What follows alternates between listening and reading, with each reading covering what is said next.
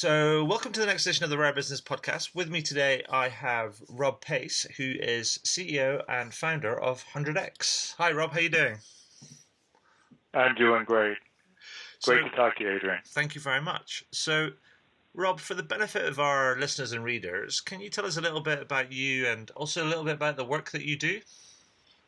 Well, as you mentioned, I am the founder and CEO of 100X, and 100X is committed to making listening very easy, both for the provider of feedback as well as the consumer of feedback, such as businesses. And really, 100X, which was founded in 2012, is really the culmination of a whole series of life experiences I've had, including having been a fairly senior partner at Goldman Sachs, focusing on clients, as well as serving as the national chairman of the Salvation Army. Well, that's some combination. Yeah, it's a bit of an unusual combination in that the clients were probably the wealthiest of the wealthiest and those on the most margin. So it's an interesting. It's been an interesting journey at the extremes for sure. Well, absolutely, and so I'm really excited to talk to you and kind of learn a bit more about some of the stuff you do. But we've been trying to schedule this call for a little kind of while now, and so it's great to talk to you. But what I wanted to do is just like step back a little bit, because initially you shared a piece of research that you did a few months ago, which talked about you wanted to better understand business leaders' perceptions of customer feedback and sort of listening and how it impacts the overall business success. So before we get into kind of what you guys are doing, how you're doing it, can you tell us a little bit about the research that you did and why you did it and how you did it and what you found out? Yeah, and I think it was pretty eye-opening in terms of the strength of the consensus. So to take a step back, YouGov, who's very well respected in the area of research, along with ourselves and Ogilvy and Mather, set out to speak with 500 business executives to really dive into the issue of listening, outcomes, feedback, retention, and to try to drive the linkage of all of those to performance. Right. So that was the mission, and we deliberately phrased a lot of the questions in terms of words like increasingly or to suggest trending, as opposed to sort of the more standard ways of saying, is this important? So is this increasingly important? And I think the big takeaway at the highest level was just how much consensus there was about, number one, how critical listening to the customer is, retention of existing customers, how they can become brand ambassadors, et cetera, et cetera. Mm-hmm. And then secondly, just about the power of people. Right. And 98% of the executives said that people are the most important asset. And so when you combine that, it really validated what a lot of us believe, which is the most important things in business are, do you connect with your customers and do you build a great team? And if you get those two things right, you are going to be successful in whatever you do. And so that really was sort of gave us a lot of confidence that this obsession with really understanding the customer's outcomes and the employee's outcomes is really the key to success in business moving forward. Excellent. And did you find that because in a lot of times kind of with the research, there's sometimes a difference between what people think that they're doing and what they are actually kind of doing. So what I mean by that is, like, some people say, oh yeah, listening's a great sort of, like, we do a lot of listening, we gather lots of feedback, but actually, they're not necessarily, they might be listening, but they're not necessarily hearing and acting on the feedback. So was there any discrepancy in some of the conversations that you had or the research that you did? Yes. In fact, I think, consistently 90% of the respondents would say that something was important in this area. And one of the most striking pieces of the data is when we asked, are you actually using real-time strategies that are helping you leverage that customer feedback to inform those strategies? 73% of them said they actually were achieving that. So there was over a 20-point gap between those who said something was important and those who are actually able to have the tools developed to do it. So that was, to your point, that was a pretty interesting disconnect. And it shows that there's also kind of work to do between kind of what people kind of say that they're doing and what they consider as important, and actually kind of what actually can happen in reality, I guess. Yeah, and a lot of what we do is talk to people about the importance of a cultural shift, not just tools, but a cultural shift to a listening culture as opposed to a broadcast culture. So most people in digital, you make your products or your services, et cetera, and you spend all your time thinking about how do I either in a personal way or a digital way broadcast or communicate out that value proposition. And our belief is that great world-class companies listen as much or more than they broadcast. And just on that kind of point, I mean, let's kind of, I guess, dive into that a little bit. I mean, do you find there's any correlation between the age of companies and how they've done things kind of before and whether they're good listeners or not, or is it purely about the culture of the company? Well, I would say that it's tough. I want to avoid making generalizations, but Sure. I would say that the number one determinant we see is more of a leadership mindset. Right. So, for example, it's really about that as opposed to whether or not the company has been around for a long time or is newer. But I would say that there are a number of pretty powerful paradigm shifts that we see happening, and I think it's easier for a newer company to adjust than for the incumbent. So I think on the margin, certainly it's easier for new companies. But I'd say if just to touch on a couple of these at a high level, and hopefully we'll dive down deeper. One is you can't fake it. So the era of perception versus reality is giving way to reality. Customers are so connected, and we call that word of mobile as opposed to word of mouth, such that it really is about the truth. It really is about the outcome as opposed to trying to convince people about the outcome. The second major shift, and it's related to this, is increasingly it's not about providing a product but providing an outcome, and hopefully we can dive into that because I think it's really an important distinction. But it's easier for newer companies without as much entrenched infrastructure to make that pivot than it is for those who've been doing the same thing for a long time. So let's kind of dive into that, because I mean I know that's something that's so 100x is, you have a methodology, a technology kind of platform and things, but you actually rarely talk. I mean, when you arrive at your homepage and stuff, you rarely talk about technology, and you talk a lot about outcomes and focus on this rather than any kind of tech or survey methodology. I mean, why is that? Is that why is that? Can you show me your perspective on that? Well, and to be clear, we do both. But technology is only a tool. Yes. That needs to be embraced in the right culture. So it really requires both. And so let's spend a second on the tool, and then I'll talk a little bit about why we spend so much time talking about the approach or the methodology. So first of all, what's the difference between listening and survey?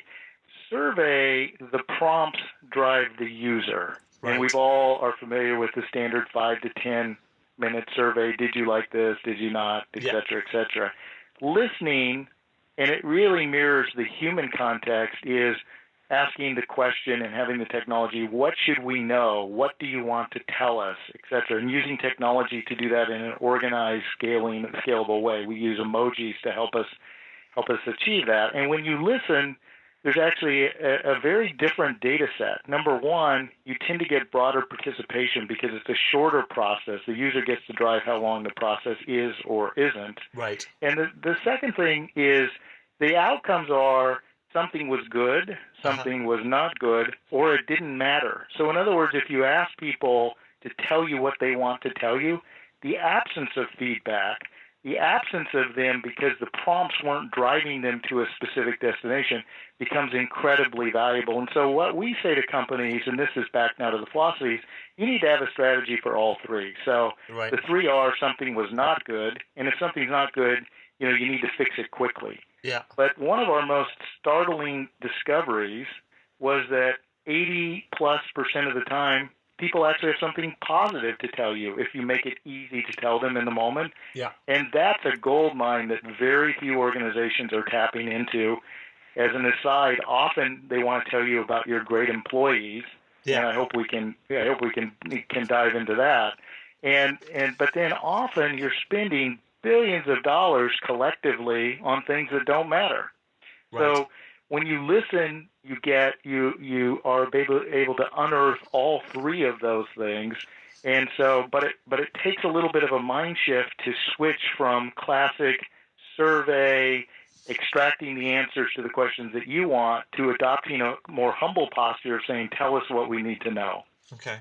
I mean, so it's interesting when you talk about kind of like when people, you mentioned that people don't tell you kind of thing because it doesn't kind of matter to them.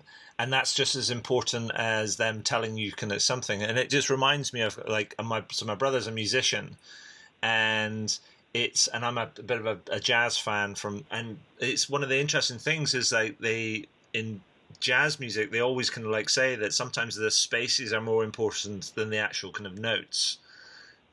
Because it actually kind of tells you kind of more and kind of gives you kind of more flavor, because it's not just a jumble of notes all kind of compressed together, but actually there's a theme in this, and you make space work for you. So it's really interesting when you're actually really kind of looking at what people aren't telling you, or what, because it's and imputing from that it doesn't matter, rather than actually just sweating it the other way, if that makes sense.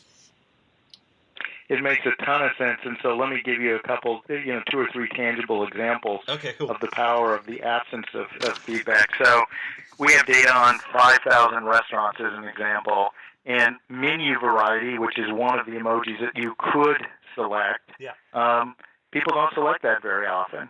In fact, most people have their favorite meals that they come into, etc. But menu variety is the enemy of things like speed, right? Because the operations are more complex the more items you serve. Mm-hmm. Speed does matter, particularly in certain restaurant environments. So it allows you to base it, but there's a number of people, and we've all seen it, where you have these exhaustive menus, and it actually is a detractor from the customer experience, and yet they're spending a fortune being able to deliver what they think is value in terms of choices. Another example is we have clients that have individual employees recognized over 100 times by customers, which one of our great joys and passions is being able to deliver that and package that information and use it in training, etc. But we also, in those same organizations, there are employees who are seldom recognized by customers, and it has a very useful function for those who aren't getting it, the absence of that feedback, to be able to look and say, okay, what do I need to do? So for an organization, both matter. And so that's why it's so important to organize the tool around listening as opposed to determining ahead of time what you want the customer to tell you. Excellent. Now, I mean, before we can jump into sort of some of the sort of employee kind of feedback and stuff, let me just go back a little bit and ask you about, you mentioned about sort of scales like 1 to 5 or 1 to 10 and stuff, and rather than using that, you use kind of emojis rather than a numerical scale. I mean, why it, other than just it being kind of easier or kind of quicker to understand, is there any other reason behind that? And do you get generally higher response rates, richer feedback through the use of emojis? Yeah, we do, and it's like anything. There's trade-offs between precision and accuracy. Yeah. And our view is it's more important to be accurate, meaning to have a broad participation, to not suffering from what we call participation bias or not getting good reflective data. So, look, in a perfect world, you would like to be able to talk to every customer and spend a lot of time with them, etc. But most of us don't fill out those surveys, and when we're forced to put something in a scale of 1 to 10, etc., that's not really what we want to do. So the interesting thing about the way we do emojis, which are binary, right? You can select it or not select it, and you can say it was good or not so good. You kind of do get a scale, because if it was great, that meant, if it was a 5 in your example, you're going to press it as green. If it was a 1, you're going to press it as a red, and if it was anything in between, you're just not going to press it. Yeah. So interestingly, you kind of get that, some of the brilliant work that's been done around NPS, et cetera, which we're big believers in. You actually kind of get it through the binary approach when somebody doesn't have to select it either way. Right. Okay. And do you think? I mean, I'm just thinking about that kind of as you were talking, and do you think because well, rather, let me kind of just posit an idea with you, like let me get your a reaction on this. Is that do you think that actually using a numerical scale, you're trying to apply an analytical and rational kind of process to something which is effectively an emotional response, but actually instead using emojis, you're more likely to tap into the emotional state of the kind of customer, the emotional reaction, and therefore you get probably a more accurate reflection of kind of where they're at the moment. Yeah, I think you're spot on, and we call that whole process empathetic. Okay. So the whole notion is kind of, and that's a cute play on empathetic. Yeah. But the whole notion is trying to replicate what's really going on. In effect, your technology should replicate the best of human behavior. So great conversationalists, great listeners aren't going to say to you, give us on a scale of 1 to 10 how you like the food. They're going to have a dialogue, a conversation that connects with understanding where you were emotionally with that experience. Mm-hmm. And we believe that emojis are a better proxy for that than some of the more analytical, mathematical gradients in terms of how human beings interact. Mm-hmm. Okay.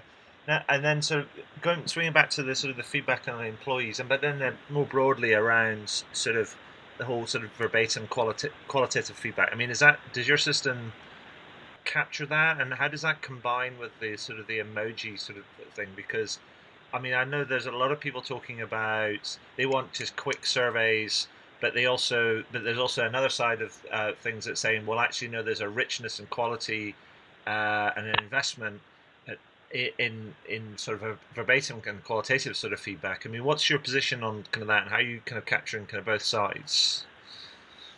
Yeah, so the holy grail is if you can combine a knowledge of who the customer was, what the transaction was, and often you know that already, with what the customer's outcome was, and to do that in both a quantitative and a qualitative fashion. So we always have a qualitative or verbatim comment box that, and sometimes people write very long things that take them minutes to do, but we allow them to do it in, again, they're the drivers. They can get in and out in 20 seconds, or they can get in and out in 2 minutes. But the beautiful part about the binary data is it allows you to combine both of them. So to make that tangible, we have a Fortune 500 client that has a new app that they use. It has a number of features, and one of those features, for example, might be something like a scanning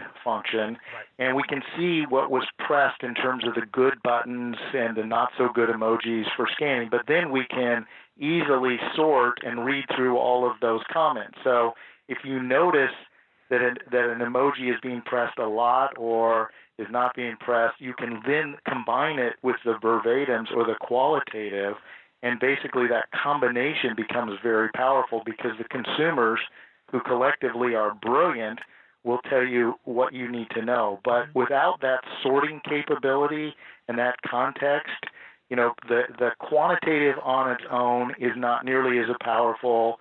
Same with the qualitative, but when you put them in combination, they are incredibly powerful. Excellent.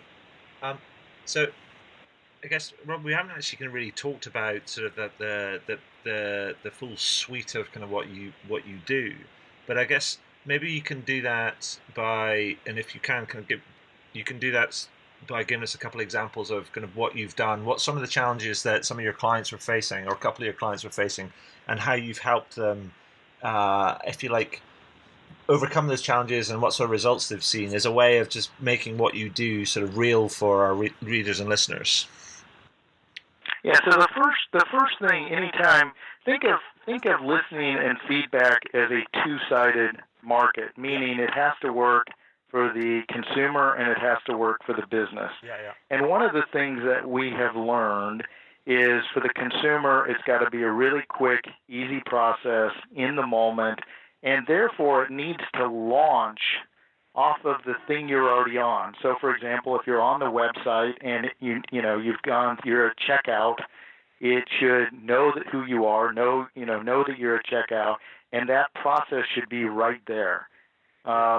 And if it's same thing with an app or a social media post. So the first thing we spend a lot of time on is developing the entire suite.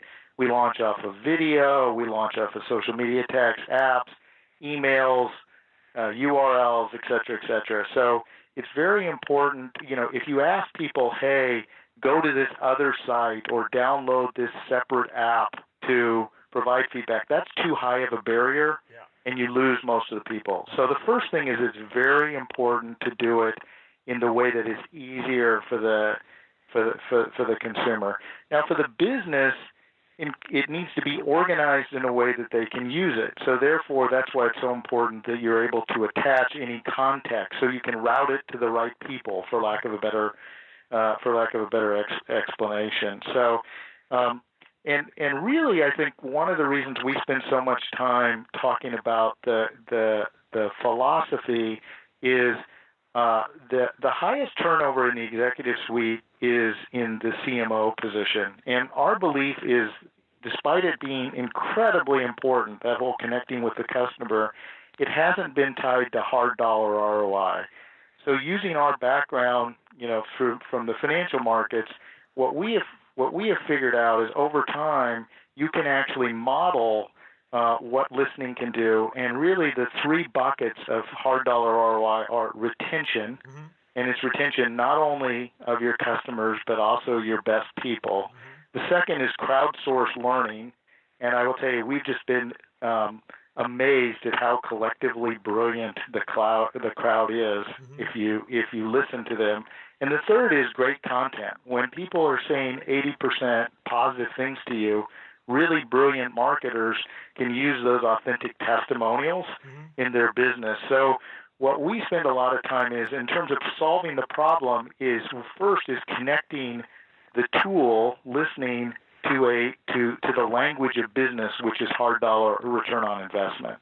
Sure. So that's one piece. And when people can see that, boy, our bottom line is going to be much, much better if we do this, that this is not this squishy thing to do or a good thing to do, but is really, that's when you can really get organizational alignment.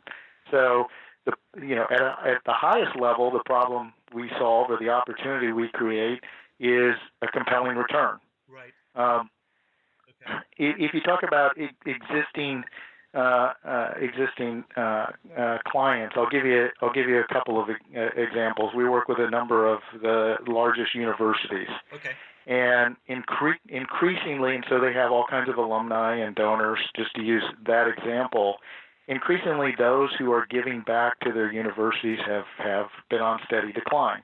And so how do you use technology, particularly when there are hundreds of thousands of them, to really understand what's important to them?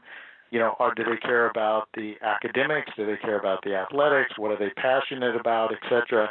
And basically reach a large group, so you serve them up the content that is most relevant, you engage around their passions, et cetera. And when you do that, it produces, a phenomenal return. So part of it is just really helping our clients understand, how do you retain people using listening? How do you basically aggregate insights so that you can get crowdsourced wisdom and really operationalize it? And then how do you basically source great marketing content? Fantastic. So, you guys you've been established in 2012. So I guess you're kind of exiting the startup kind of phase and getting into kind of a growth phase. So, if that's right, but what are the big challenges? Well, what's next for 100X? Well, I must say I came from big organizations, and my level of empathy, appreciation, just admiration for entrepreneurs. Mm-hmm. Now, having been one myself and seeing all the mistakes you make and all the areas where you're struggling or you have lack of clarity, it's really I just can't affirm enough all those people out there that are like me, struggling, trying to figure it out. And fortunately we are, as you point out, in a very a nice period where we're scaling what is working, but it certainly wasn't always that way. But I keep on, a little bit practicing what we preach. For us, it really is about getting great people and keeping great people. That's the most important thing. And then lastly, we talk about 100% referenceability, meaning doing a great job for your existing clients. Mm-hmm. And we're starting to really enter that period where a lot of our business is really referral and word of mouth, et cetera. And we really think that's the future for businesses. It's less about brilliant marketing campaigns, et cetera. People will discover you if you're doing a great job and adding value for your clients. So those are our biggest challenges are getting, for me, are getting the right people on, doing a great execution, and delighting our clients. And we found if we can do that, everything else takes care of itself. Fabulous. So, but if I was to say to you, Rob, that there's some entrepreneurs or some executives, some leaders kind of listen to this podcast, and they want to, if you like, amp up their listening and their customer and employee feedback, to focus more on outcomes rather than just mechanics and things. What would you say to them? What would be your top advice? Where would you kind of recommend that they start? What sort of steps should they take? Yeah, great question. And first of all, it may be helpful to distinguish what we mean by outcomes versus output. Sometimes, as I'm articulating that, I'm not really, I can see people's eyes glaze over. So let me give you a few examples. So, for example, in philanthropy, increasingly key donors and others are saying to the organizations, don't tell me how many meals you've served. That's your sort of program. Tell me how many lives you've changed. Yeah. That's an outcome as opposed to a program or a product. And in healthcare, which is over 20% of the economy, right now as we speak, government reimbursement is being tied to patient satisfaction. Mm-hmm. And secondly, if you go back in for a procedure, for certain procedures right now, including things like hips and knees, within a certain period of time, the hospital and the doctors, in effect, have to do that same procedure for free. Right. So suddenly they find themselves more in the outcomes business as opposed to the provision of services business. And that's the major theme we see over the next decade. And it's a profound shift in business, this movement to outcomes versus products, programs, services, et cetera. So my advice to leaders is, number one, start to obsess less about your products and more about your customers' outcomes. Yeah. And make room for listening. And look, a small business, you don't need a sophisticated tool like ours. Ask people, have the comment card.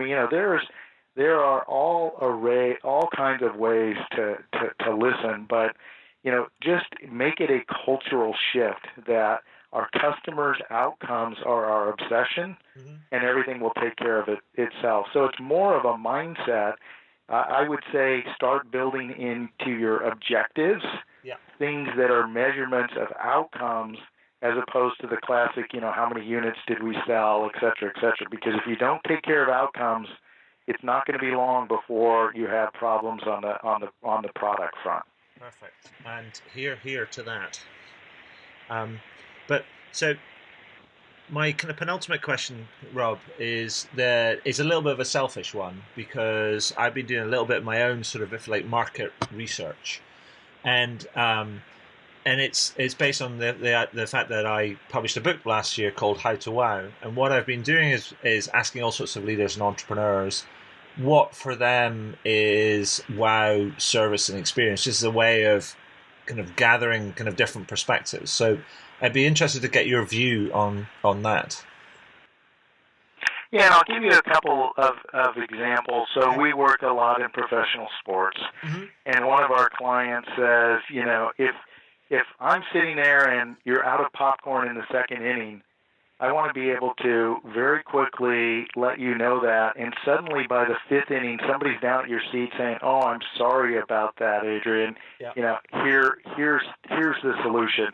That kind of, and what's funny is we call it closing the loop. It's really not that hard with digital. It scales. Sure. It's not that hard if you make it easy for somebody in 30 seconds to tell you, I have this issue, and then you solve it for them, and they go, wow, these people care about me and my outcome. Yeah. So that's the wow factor, is that closing the loop. Yeah. I can't emphasize it enough. Whether you're happy or unhappy, close the loop. If a customer says, I just want to tell you Adrian's a great employee, and you go back to them and say, I told Adrian, and it made his day, that's the wow factor. It's just that sense of you're their priority. Yeah, absolutely. And so that brings me to my final kind of question, Rob, which I always ask at the end of these kind of interviews, and that you are now I can't remember, I lose count, but it's over 200 kind of now. And the question is this: is there anything that you would like to shamelessly plug? Yeah, yes, and I hope that I hope that my motives here are very pure as I say this. So I decided personally to try to spend the rest of my life at the intersection between business, which is where the resources are and where the power is, etc., and it's very dynamic, and trying to do good in the world and have an impact and be at that intersection. And rather than being preachy or other things, to try to build it into the product, right? So there's just a natural byproduct of the product. And what we have learned is, as I said, when you give somebody 30 seconds, a consumer, in the moment to tell you what they want to tell you, more often than not, it's positive, and often it's about human beings. Yeah. And my dream is to encourage millions of frontline workers with authentic customer and colleague feedback that says, hey, you're doing a good job. Yeah. And to unleash that power, there's so much negativity out there that if we can, we don't want to suppress what needs to be fixed. In fact, we want to bring it to light and fix it. But what if organizational cultures started building on the positive, starting building up their great people, et cetera, and almost drowned out the negativity? Yeah. That would be the thing that I would love to plug more than anything else. Well, what a great message! And I tell you what, I am going to plug 100x, because I think if you're plugging that kind of message and that kind of that groove, then fair play to you, Rob. Fair play. Well, thank you. I know you're passionate about the consumer and really changing the culture of business. So anybody who's what I want to do is get in the middle of what's already trying to happen, and it's amazing what you can get done if you're not worried about who gets the credit for it. So aligning with like-minded people is really a joy of mine. So thank you very much for all that you do, Adrian. Thank you so much, Rob, and thank you for your time and for sharing, your story and your experience and what you're up to at 100x, and that's been kind of great. And I'll make sure I get that all edited up and linked up. But thanks again for your time today, Rob. That's been great. Yeah, likewise. I really appreciate it. Thanks for helping us get out the message.